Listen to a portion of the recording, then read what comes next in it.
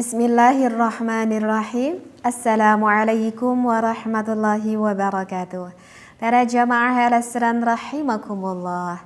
Kali ini saya membawa kitab Kasyifatus Sajjah ataupun Safinatun Najah karangan Syekh Salim bin Sumer dan juga Syekh Nawawi Al-Bantani. Kali ini ada faslun man intaqadha wudu'uhu haruma alaihi arba'atu asya'a. Bismillahirrahmanirrahim. Bismillah walhamdulillah wassalatu wassalamu ala rasulillah. Faslun man intaqadha wudu'uhu. Jika ada seseorang yang tidak mempunyai wudu ataupun yang batal wudunya, haruma alaihi arba'atu asya'a, maka diharamkan bagi orang tersebut melakukan 4 hal ataupun 4 perkara. Yang pertama itu adalah as-salatu, diharamkan untuk melaksanakan salat, ya, walau naflan, meskipun salatnya di sini adalah salat sunnah, mau salat fardu, mau salat sunnah, itu hukumnya jelas diharamkan. Oke, karena saya membaca matannya ya, sehingga saya hanya menerangkan secara garis besarnya saja ya, karena saya tidak membaca akan syarahnya. Kemudian yang keduanya itu adalah haram jika yang tidak mempunyai wudu untuk melaksanakan tawaf, mau tawafnya yang sifatnya fardu atau naflan, ataupun tawafnya yang sifatnya sunnah ya, seperti tawaf kudum, itu juga sama. Tawafnya juga harus mempunyai wudu seperti itu. Dan tentu saja di dalam pembahasan tawaf harus punya wudu itu nanti ada pembahasan khusus jika kita menerangkan faslun masuk ke dalam bab haji ya. Ini sekali lagi saya katakan hanya garis besarnya saja. Kemudian yang ketiga itu adalah wamasul mushafi. Yang tidak punya wudu itu diharamkan untuk memegang, jadi memegangnya ya, untuk memegang Al-Quran. Yang keempat wahamluhu, dan diharamkan untuk membawa Al-Quran ya. Jadi yang tidak punya wudu haram haram memegang dan juga haram membawa Al-Quran, tetapi tidak diharamkan untuk membaca Al-Quran. Intinya yang tidak punya wudu berarti bisa dong baca Al-Quran? Bisa, hanya saja tidak boleh sambil Al-Qurannya itu dipegang apalagi diambil itu Al-Qurannya ya. Nah, di dalam ini memegang Al-Quran, apakah itu berupa Al-Qurannya yang utuh ataupun Al-Qurannya yang sudah terpisah seperti itu ya. Misalkan Al-Qurannya itu sobek gitu ya, cuman ada beberapa lembar gitu. Meskipun itu Al-Qurannya sobek, hanya beberapa lembar saja, tetap saja kalau kita memegangnya tidak boleh kalau kita tidak mempunyai wudu ya, apalagi kita sambil membawanya. Gimana nih teh kalau misalkan aku ini membawanya misalkan menggunakan benda yang lain, misalkan kita lagi enak nih baca Al-Quran, tahu-tahu kita misalkan kentut gitu ya, sehingga membatalkan kepada wudunya. Nah, akhirnya ketika kita ingin menutupi Al-Qur'annya, misalkan kita menggunakan sesuatu benda ya, misalkan menggunakan ballpoint ataupun petunjuk Al-Qur'an gitu ya. Nah, itu kan tidak langsung nih memegang ke Al-Quran, itu aja sama tetap tidak boleh seperti itu ya. Ataupun kita menggunakan kain misalkan, misalkan kebetulan kita pakai kerudung nih, boleh gak misalkan kayak gini, saya contohkan.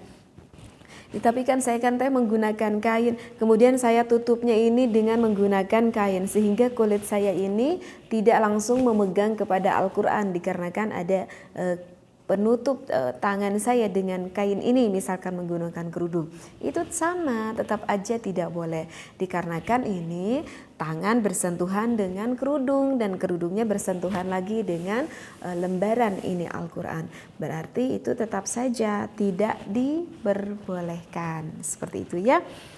Jadi ini harus waspada, hati-hati ya. Nah, apa saja yang tidak diperbolehkan? Apakah itu Al-Quran saja?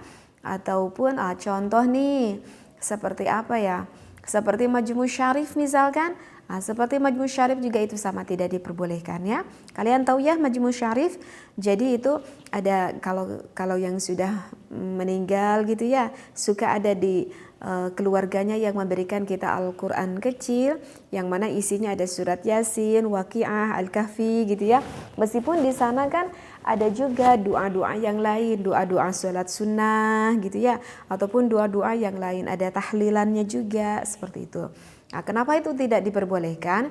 Karena kalau dilihat-lihat itu lebih banyak kandungan Al-Qur'annya daripada doa-doa yang lainnya. Jadi lebih dominan banyak ayat Al-Qur'an daripada doa-doa yang lainnya. Itu juga sama, tetap tidak diperbolehkan ya. Apalagi ya, tafsir. Nah, kalau tafsir gimana? Kalau tafsir sih kebanyakan para ulama itu hukumnya diperbolehkan ya untuk memegangnya. Kenapa seperti itu? Tapi itu dikarenakan karena tafsir lebih banyak penerangannya. Seperti itu. Misalkan nih contoh gitu ya. Seperti tafsir kan berbentuk seperti ini ya. Tafsir itu ya contohnya seperti ini gitu ya. Gundul gitu ya kan. Berwarna kuning ini biasa, tetapi itu sangat tebal sekali ya. Biasanya itu tafsir kan ada jilid 1, jilid 2, jilid 3, jilid 4, biasanya itu bisa sampai yang setebal ini. Ya paling yang tafsir Jalalain lah paling setipis gini ya. Jadi kalau misalkan ayat Al-Qur'annya gitu ya, misalkan di sininya bismillah, tetapi penjelasannya bisa sampai banyak gitu ya, sampai berbaris-baris itu sampai ke bawah, hanya menerangkan bismillah saja. Artinya kenapa para ulama kebanyakan menghukumi membolehkan itu memegang tafsir, alasannya ayat Al-Qur'annya itu lebih sedikit, sedangkan penjelasannya itu lebih banyak sekali. Sehingga kebanyakan ulama itu memperbolehkan meskipun kita sedang tidak mempunyai wudu untuk memegang tafsir tersebut, seperti itu. Kecuali kalau Al-Qur'an terjemah ya. Kalau Al-Qur'an terjemah mah itu tetap tidak boleh ya. Kalau Al-Qur'an terjemah, kita kan sekarang banyak menemui ada Al-Qur'an kemudian di sampingnya ada terjemahnya ya. Meskipun di sana ada asbabun nuzulnya, seperti itu. Kalau Al-Qur'an terjemah itu kebanyakan ulama menghukuminya tetap harus memegangnya itu mempunyai wudu, seperti itu ya. Insya Allah bisa dipahami ya. Terus apa lagi ya? Ajimah, misalkan ajimah, misalkan kita menulis ada beberapa ayat Al-Quran yang sudah berubah menjadi doa, yang sudah berubah menjadi ajimah, kemudian ada yang dikalungkan misalkan gitu ya. Nah kalau itu bagaimana? Tidak apa-apa itu Maya, karena dari sebagian ayat Al-Qurannya itu sudah berubah, diniatkannya berubah menjadi suatu ajimah. Ya layaknya seperti kita misalkan memegang ada kaligrafi, tetapi menggunakan tulisan ayat Al-Quran, kalau kita membelinya, kalau yang membuatnya itu diniatkan adalah sebagai untuk hiasan, ya maka itu hukumnya diperbolehkan. Meskipun kita tidak mempunyai wudu memegang kaligrafi dari sebagian ayat Al-Quran, itu tidak apa-apa. Karena kan diniatkannya itu hanya sebagai untuk hiasan saja, seperti itu ya. Itulah kurang lebih lah ya di dalam memegang Al-Quran dan juga membawa Al-Quran itu diharamkan, seperti itu. Kemudian wa yahrumu diharamkan alal junubi. Nah sekarang diharamkan bagi orang yang mempunyai hadas janabah. Ini bagi kebanyakan dari pasangan suami istri ya. Kalau yang mempunyai hadas janabah itu adalah sittatu asya'a. Ada 6 hal yang tidak boleh dilakukan. Pertama as-salatu, haram salat. Wa tawafu, kemudian haram melaksanakan tawaf. Wa masul mushafi, haram memegang Al-Quran. Wa hamluhu, keempatnya haram membawa Al-Quran.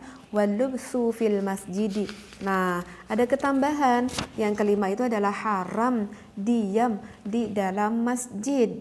Nah, jadi yang mempunyai hadas janabah itu tidak boleh masuk ke dalam masjid sebelum suami ataupun istri tersebut melakukan mandi besar, seperti itu ya. Bagaimana nih kalau misalkan nih contohnya, misalkan ada seorang laki-laki gitu tahu-tahu ketiduran misalkan di dalam masjid gitu ya, nggak tahu ketika ketiduran tahu-taunya mimpi, dan setelah bangun mengeluarkan air nutfah ataupun air mani. itu kan otomatis mempunyai hadas besar. Bagaimana dong itu? Berdosa tidak? Tidak berdosa. Karena kan ya kita tidak mengetahui ya bahwa kalau kita ketiduran di masjid itu tahu-tahu akan bermimpi, kan kita itu tidak direncanakan kan oleh kita. Maka itu tidak apa-apa. Intinya tidak berdosa. Nah, tapi kalau ketika sudah bangun tahu-tahu basah, ya lekas dong, laki-laki tersebut harus segera mungkin keluar dari itu masjid. Tidak boleh diteruskan lagi tidurnya ya, karena membawa hadas. Itu hadas besar ya. Kecuali kalau misalkan udah tahu mengeluarkan air nutfah, udah tanggung tidur lagi, ya itu baru haram. Karena udah tahu itu mengeluarkan air nutfah. Itu gak boleh, langsung harus lekas keluar. Kecuali misalkan bagi yang mempunyai hadas janabah itu memadaratkan, tidak ada tempat lagi yang aman kecuali di masjid. Itu baru tidak apa-apa. Misalkan misalkan kebanjiran gitu ya, ataupun terjadi gempa misalkan. Artinya ada sesuatu hal yang memadaratkan adalah apa aja gitu ya. Tidak ada tempat lagi yang aman kecuali masjid itu. Sedangkan saya mempunyai hadas janabah, tidak apa-apa, karena itu adalah sifatnya madarat ya. Kemudian yang keenamnya itu adalah waqiraatul Qur'ani, haram kita itu membaca Al-Qur'an. Jadi mempunyai hadas janabah itu diharamkan untuk membaca Al-Qur'an. Berbeda kalau yang gak punya wudu mah barusan gak apa-apa baca Al-Qur'an. Tapi kalau misalkan yang punya hadas janabah mah gak boleh membaca Al-Quran. Kecuali kalau kita membaca Al-Qurannya itu diniatkan untuk berzikir saja. Itu baru diperbolehkan. Hanya sekali lagi, yang mempunyai hadas janabah diperbolehkan membaca ayat Al-Quran, diniatkan hanya berzikir saja. Seperti itu. Jadi niat dalam hatinya itu tidak semata-mata hanya membaca Al-Quran. Seperti itu ya. Kan keseharian pun kita sering kan berzikir yang mana itu sebagiannya dari ayat Al-Quran. Kita mau makan, bismillahirrahmanirrahim, iya kan? Itu ayat Al-Quran. Beres makan, alhamdulillahirrabbilalamin. Kita berdoa, Rabbana atina fid dunya hasanah. Itu kan ada di dalam Al-Quran. Ada yang meninggal, kita ucapkan inna lillahi, gitu kan? Wa inna ilaihi raji'un. Itu kan ada dalam surat Al-Baqarah. Artinya banyak kan keseharian yang mana kita sering membacakan dari sebagian ayat Al-Quran, gitu. Meskipun kita mempunyai hadas besar. Jadi asalkan satu saja niatnya dalam hati, niatnya hanya untuk berzikir saja, seperti itu ya. Wa yahrumu bil haidi. Nah, sekarang haram untuk seorang wanita nih sekarang ya yang mempunyai hadas haid. Kalau bagi wanita yang mempunyai haid itu larangannya lebih banyak nih, asyarata asya'a, ada 10. Yang pertama as-salatu, haram salat, wa tawafu, kemudian haram tawaf, wa masul mushafi, ketiganya haram memegang Al-Quran, wa hamluhu, keempatnya haram membawa Al-Quran, wa lubthu fil masjidi, kelimanya haram diam di dalam masjid, wa qiraatul Qur'ani, yang keenamnya haram untuk membaca Al-Quran. Mungkin untuk itu tidak perlu dijelaskan lagi ya. Nah, yang selanjutnya itu adalah bagi seorang wanita yang haid wasaumu, haram untuk melaksanakan puasa. Seperti itu. Mau ya tentulah mau puasa fardu, mau puasa sunnah, itu hukumnya diharamkan. Wattalaku, kemudian yang selanjutnya itu adalah haram ditalak atau haram diceraikan oleh sang suaminya. Tidak boleh. Jadi kalau misalkan diceraikan oleh suaminya ketika haid, maka yang berdosa siapa? Ya jelas, maka yang berdosa itu adalah suaminya. Karena apa? Ya karena kan yang mempunyai talak itu kan suami, bukan istri, seperti itu. Ya. Karena apa alasannya itu diharamkan? Karena kan wanita itu berbeda dengan laki-laki. Kalau wanita itu kan ada masa iddah. Beda dengan laki-laki. Kalau laki-laki kan meninggal sama istrinya, ditinggalkan cerai, itu tidak ada masa iddah. Beda dengan perempuan. Kalau perempuan kan ada masa iddahnya. Sehingga kalau diceraikan oleh sang suaminya, maka itu kan tidak bisa. Wanita tersebut langsung nikah lagi, harus menunggu masa iddah. Sedangkan masa iddah wanita yang haid itu adalah 3 kali suci. Gitu. Ada sebagian ulama berpendapat 3 kali suci, ada sebagian ulama yang berpendapat itu 3 kali haid. Jadi contohnya gini nih, misalkan ada seorang wanita itu haid, sedang haid. Kemudian itu diceraikan sama suaminya, diceraikan ketika haid. Ini haid ya. Nah, ini haid nih. Kemudian udah haid, lantas suci kan? Bersih tuh dari haidnya. Ya, berarti ini baru 1 kali suci. Maka ini wanita jangan dulu nikah sama laki-laki lain. Harus menunggu sampai 3 kali suci. Kemudian haid lagi yang kedua. Udah lagi haid lagi yang kedua kan nanti akan menyusul apa? Sucinya. Berarti ini udah 2 kali suci. Gitu ya. Ini masih belum bisa menikah dikarenakan belum 3 kali suci. Kemudian ini wanita haid lagi yang ketiga. Berarti udah haid lagi nanti menunggu apa? Menunggu suci. Berarti ini suci yang ketiga. Ini udah kan suci yang ketiga. Maka ini wanita boleh lagi menikah, berarti harus menunggu 3 kali suci gitu ya. Baru kalau udah 3 kali suci boleh wanita tersebut menikah. Nah, cuman itu menjadikan permasalahan. Nah, bagaimana tuh misalkan tuh ketika haid itu diceraikan. Biasanya kan kalau misalkan wanita yang sudah mau mendekati menopause gitu ya, kan haidnya itu sudah tidak teratur. Terkadang kalau yang normal itu haidnya 1 bulan sekali. Tapi kebanyakan kalau yang sudah mau menopause itu dari haid ke haid itu terkadang suka menunggu lama. Ada yang dari haid ke haid lagi bisa sampai 3 bulan, bahkan ada yang bisa sampai 5 bulan. Artinya dikarenakan haidnya itu sudah tidak teratur karena sudah mau mendekati menopause. Jadi misalkan ini ketika haid ini diceraikan sama suaminya, bersucilah wanita tersebut, suci itu ya. Kemudian ini haid lagi yang kedua. Udah haid yang kedua kemudian suci lagi kan? Berarti suci yang ketiga. Tapi ini tetap kan belum boleh menikah lagi. Dikarenakan kan harus menunggu suci yang ketiga. Tahu-taunya ini wanita mau menunggu haid yang ketiga lama banget gitu, mau haid-haidnya lagi. Tahu-taunya mungkin 4 bulan kemudian, bisa aja 5 bulan kemudian baru haid lagi. Karena itu biasanya mendekati menopause itu sudah tidak teratur. Sehingga ini untuk wanita ini kan memudaratkan sekali, mau menikah lagi itu kan lama gitu, harus menunggu ya. Dikarenakan harus menunggu suci yang ketiga. Gitu ya. Kalau misalkan haid-haidnya lagi 4 bulan kemudian, ya wayahnya harus menunggu selama 4 bulan kemudian itu haid lagi. Dan bagaimana loh kalau misalkan ketika hendak mau menunggu suci yang ketiga ini ditunggu-tunggu tapi tidak haid-haid lagi, coba mau bagaimana ya?